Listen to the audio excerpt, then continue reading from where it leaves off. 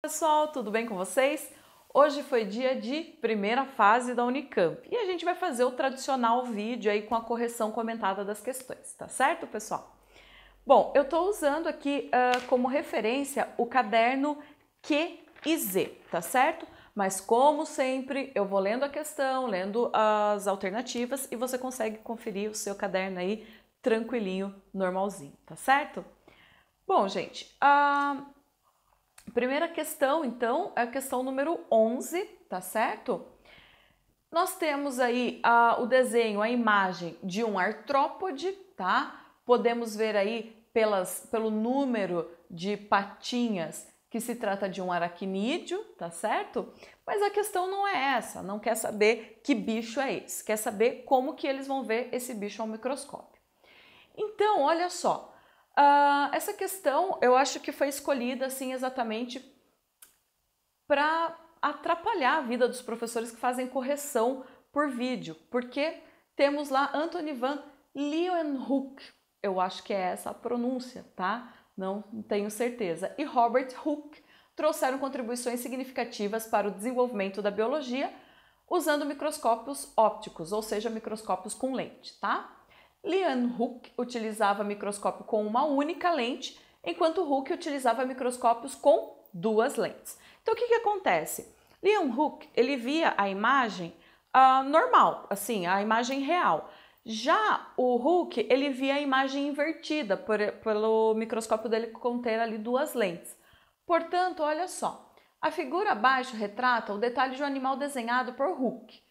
Considerando que ele tenha visto o animal na posição em que desenhou, esse mesmo animal seria visto no microscópio de Leeuwenhoek com abdômen à direita dos pedipalpos, ou seja, a imagem estaria diferente. Por quê? Porque o microscópio de Hooke, por ter duas lentes, vai inverter a imagem, tá ok, pessoal? Então a resposta aí é a letra D. Vamos agora para a nossa segunda questão, a questão número 12. Uma questãozinha aí de botânica, tranquilinha, tá ok? Inclusive, até caiu uma questão muito parecida com essa, se não me engano, há uns 2 anos atrás. Ali a gente tem um cladograma e nós temos lá, então, os vegetais A, B, C, D e E. Tranquilo, gente, só seguir a linha evolutiva. O A seria, então, gente, clorófitas ou as algas verdes, que são as ancestrais dos vegetais, né? B, nós temos as briófitas. A partir de B, para chegar no grupo de C em diante, nós temos então vasos condutores. Quem não tem vaso condutor, pessoal? Briófita. Então o grupo da letra B é o grupo das briófitas. Vasos condutores, primeiro representante, são as pteridófitas. A partir da C surgem as sementes. Então, em D a gente tem gimnosperma, tá? E em E, flor e fruto, presença de flor e fruto, nós temos as angiospermas. Bom, mas a questão não quer simplesmente o nome do grupo, briófita, pteridófita, gimnosperma e angiosperma. Olha só, vamos lá. Então, de acordo com o cladograma a seguir, é correto afirmar que. Aí, pessoal, vai ser a letra D. B é briófita. D é traqueófita. O exercício ele quer saber exatamente isso. O que é a traqueófita? Traqueófitas são os vegetais que possuem vasos condutores de seiva. E aí, o primeiro grupo de traqueófitas é das pteridófitas. Então, a partir de C, D e E, todos os grupos são traqueófitas. Então, D é traqueófita, tá correto. E E possui sementes. A semente surge no grupo anterior, no grupo das gimnospermas. E o grupo D, que é o grupo das angiospermas, vai ter semente. Então, a resposta aí, pessoal, é a letra D, ok? Nossa próxima questão é a questão número 13 e nós temos lá um gráfico falando sobre a adaptação dos vegetais. E o gráfico mostra que você tem um número de espécies vegetais pequeno em ambiente hostil, você tem um grande número de vegetais num ambiente ali intermediário, né, uma grande biomassa, e você tem um número muito pequeno em ambiente hospitaleiro, aquele ambiente que vai oferecer todas as condições possíveis para o bom desenvolvimento do vegetal. E aí, pessoal, interpretando o gráfico, né, e lendo o texto, olha só, a gente pode chegar lá na letra A. As espécies mais eficientes na obtenção de recursos prevalecem quando há abundância de recursos. Por quê? Gente, já está escrito na própria questão, tá? A questão, o enunciado já está contando a resposta para você. Então, olha só, a diversidade de plantas tende a ser maior em lugares que não sejam nem tão hostis, nem tão hospitaleiros, ou seja, intermediário, tá? Porque a partir do momento que você tem um ambiente muito hospitaleiro, você tem muita competição. E aí o número de vegetais vai diminuir. Então, olha só, e nesses ambientes muito hospitaleiros prevalecem, então, as espécies que têm as melhores adaptações para obter os seus recursos. Então, gente, com base no texto, é correto afirmar que, letra A, as espécies mais eficientes na obtenção de recursos prevalecem quando há abundância de recursos.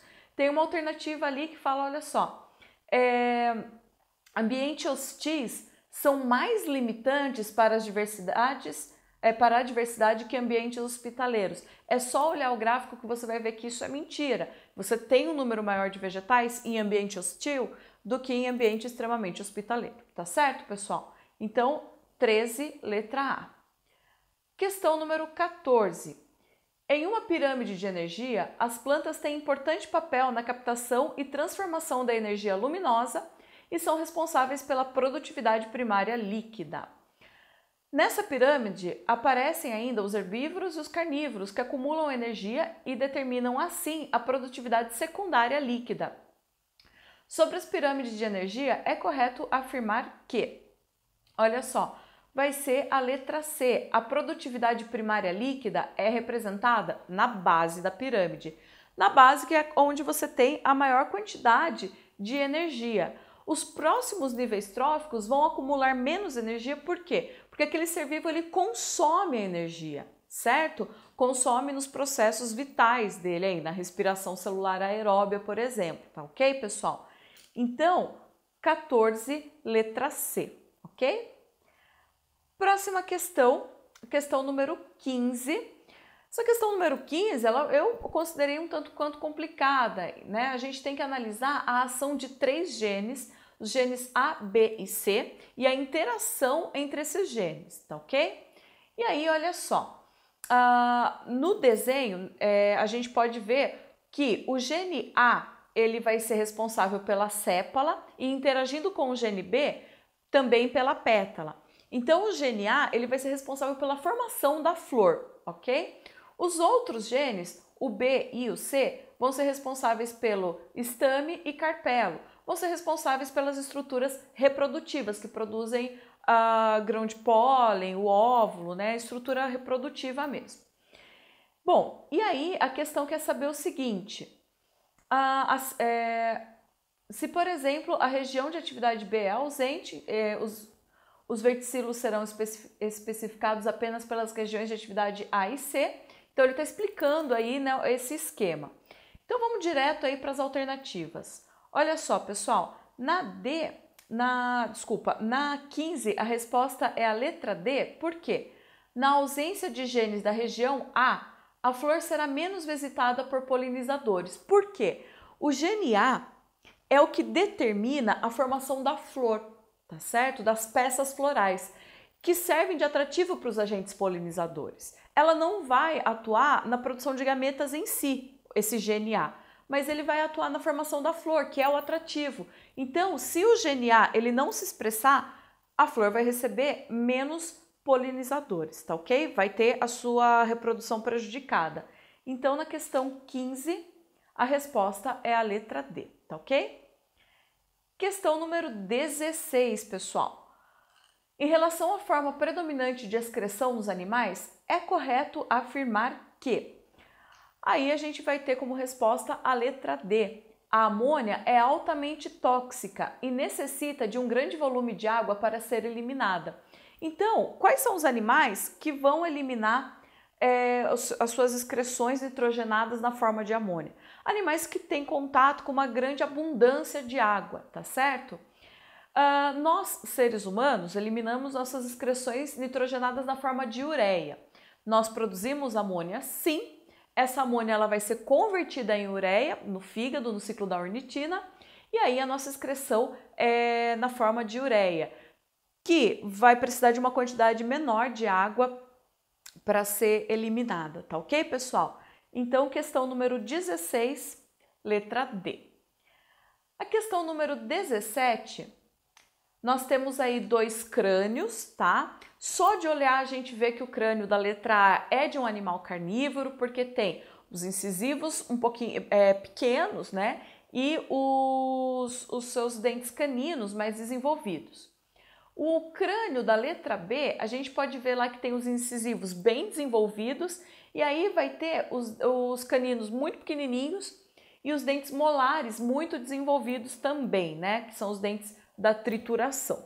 E aí, pessoal, olha só, a associação correta desses 2 crânios, A e B, vai estar na letra B. Olha só, os incisivos, caninos e molares estreitos têm formas diversas que podem cortar ou destacar alimentos, né, que seria a mordida. O crânio representado na figura A acima sugere que se trata de um carnívoro, tá ok? Então, a questão número 17, a resposta é a letra B. Próxima questão, questão número 18. Gente, questão número 18 está explicando que uma cidade na Bahia ela entrou para a história por ter sido acampamento para as tropas do governo que lutaram na Guerra de Canudos, né? E tem sido palco de outras batalhas, a identificação e tratamento e prevenção de doenças raras, como o hipotireoidismo congênito, a fenilcetonúria, a osteogênese imperfeita, síndrome de Treacher-Collins e mucopolissacaridiose tipo 6. Bom, essas doenças todas aí que foram citadas são doenças realmente raras, tá? E são doenças sérias. E aí a questão, ela quer saber, a incidência em grandes proporções das doenças citadas acima pode ter sido favorecida por fatores, letra C, pessoal, genéticos, pela alta frequência de casamento entre parentes, ou seja, o casamento consanguíneo. Por que isso representa um problema? Gente, o casamento consanguíneo, que é o casamento entre parentes, favorece, aumentam, na verdade, as chances de acontecer uma homozigose de uma doença recessiva. Então, o que acontece? Às vezes, cidades muito pequenas, de interior, que as pessoas acabam se casando ali dentro daquela comunidade, acaba acontecendo muito isso de casamento consanguíneo. E aí aparece esse tipo de condição, esse tipo de doença. Então, a questão número 18, letra C, tá? Problemas genéticos favorecidos pelo casamento entre parentes, tá ok, pessoal? Vamos lá, então, agora para a questão número 19. Na questão número 19, a gente tem um gráfico. Esse gráfico, ele representa o fluxo de gás carbônico na atmosfera dentro de uma floresta, em duas situações diferentes. Uma no clima seco, representado pela linha contínua, e outro em clima chuvoso, representado pela linha aí tracejada. E aí, interpretando, né, esse gráfico, o que a gente pode perceber ali? A quantidade de gás carbônico, ela fica mais alta nos períodos assim do começo e final do dia. O que o vegetal está fazendo durante esse período? Ele está fazendo respiração. E quando que diminui os níveis de gás carbônico? Quando o vegetal ele está fazendo fotossíntese. A gente não pode esquecer que o vegetal ele respira o tempo todo, 24 horas. Muita gente se confunde, acha que quando tem luz solar o vegetal faz fotossíntese e quando não tem ele respira. Não. O vegetal respira o tempo todo e faz fotossíntese quando tem a incidência de luz, tá? Bom, então, analisando esse gráfico, a gente pode ver que tanto a respiração quanto a fotossíntese são mais intensas quando o vegetal está em período chuvoso, tá certo? Sendo assim, então, na questão 19, a gente pode concluir que a resposta é a letra B. As plantas respiram mais na estação chuvosa, tá ok, pessoal? Questão tranquila essa daí.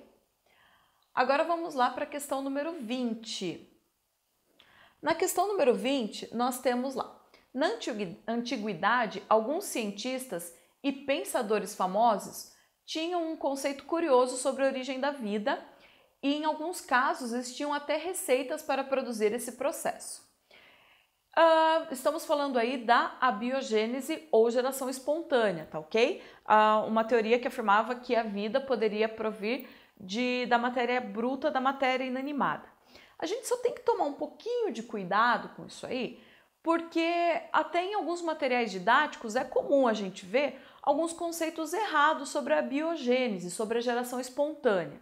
Por quê, pessoal? A geração espontânea, ela era a explicação de reprodução de seres vivos cujas estruturas reprodutivas não eram identificáveis, não dava para ver, não dava para compreender como que era a reprodução daquele ser. E aí, algumas vezes, isso era atribuído à geração espontânea, tá ok? Bom, continuando então, os experimentos de Pasteur foram importantes para a mudança dos conceitos e hipóteses alternativas para o surgimento da vida. Evidências sobre a origem da vida sugerem que... Então, nós temos lá nas alternativas, vamos analisar todas elas. Letra A composição química da atmosfera influenciou o surgimento da vida. Essa é a resposta correta. Por quê? A gente estuda, até a gente vê lá o experimento de Miller, né? Que foi um experimento que simulou a atmosfera primitiva. Então, o Miller ele montou um aparato fechado, onde a água circulava. Então, essa água ela era aquecida, o que circulava era o vapor d'água. Muito parecido com as condições primitivas da Terra, quando você tinha uma temperatura muito alta e a água na forma de vapor. E aí, ele acrescenta nesse aparato os gases que estavam presentes na atmosfera primitiva, como a amônia, por exemplo, né, e o hidrogênio. E aí, dentro desse aparato, ele ainda coloca descargas elétricas, que vai fazer o papel das descargas elétricas que realmente aconteciam na atmosfera primitiva. Então, Miller recriou todas as condições da atmosfera primitiva dentro desse aparato para ver o que ele ia obter no final do processo. E o Miller obteve substâncias nitrogenadas, né? Ele obteve ali como se fosse um aminoácido primitivo, tá ok? Então, gente, a composição química da atmosfera influenciou sim no surgimento da vida.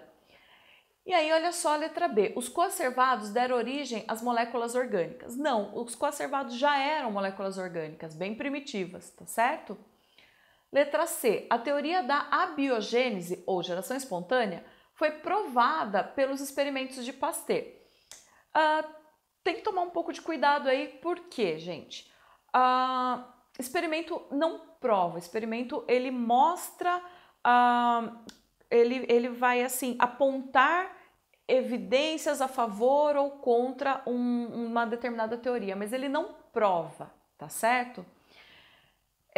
E o Pasteur, durante muito tempo, ele foi a favor da geração espontânea, tá certo? Ele mudou de ideia um pouquinho depois, devido a alguns debates que estavam acontecendo na época. E mesmo depois que os experimentos de Pasteur apontaram evidências aí contra a geração espontânea, a teoria continuou firme e forte, tá certo? Então tinha uma linha de cientistas que continuavam com o mesmo pensamento. Não foi assim, o Pasteur ele mostrou que a teoria da geração espontânea estava incorreta e todo mundo passou a aceitar essa teoria. Coisa não é tão simples assim como foi colocada aqui, tá ok? E a letra D, o vitalismo é uma das bases da biogênese. Na verdade, o vitalismo ele é colocado como base da teoria da geração espontânea. Só que o vitalismo também é um pensamento, uma teoria bastante complexa, que está colocado aqui de uma maneira muito simplificada, tá? Então tem que tomar um pouco de cuidado com esse tipo de afirmação, tá certo? Enfim, a resposta vai ser a letra A, tá ok, pessoal? Agora vamos para a última questão. A questão número 21, tá falando lá. O sarampo é uma doença infectocontagiosa provocada pelo morbilivírus. E em 2015 apareceram vários casos dessa doença em diversas cidades do Brasil e do mundo. O que faz com que essa doença seja extremamente contagiosa e muito comum na infância? Olha só, gente, aí vai ser a letra B. O fato de ser transmitida por um vírus para o qual... Desculpa, essa é a letra A. o fato de ser frequentemente transmitida por secreções das vias respiratórias, como gotículas eliminadas pelo espirro e pela tosse. E criança, vocês sabem, primeiro que as crianças, como elas estão em fase escolar, elas estão todas juntas em sala de aula e tudo mais, as crianças não tomam tanto cuidado ao espirrar, ao tossir, de cobrir o rosto, de lavar as mãos, por isso que ela vai ser mais comum entre crianças, tá certo, pessoal? Então, a resposta da questão número 21 é a letra B, tá certo? E lavem bem as mãos depois de brincar com crianças, tá? Fica o alerta aí para vocês. Bom, pessoal, na semana que vem teremos a correção da FUVEST, tá certo? Se você gostou do vídeo, dá um curtir aí, compartilha com seus amigos e até mais!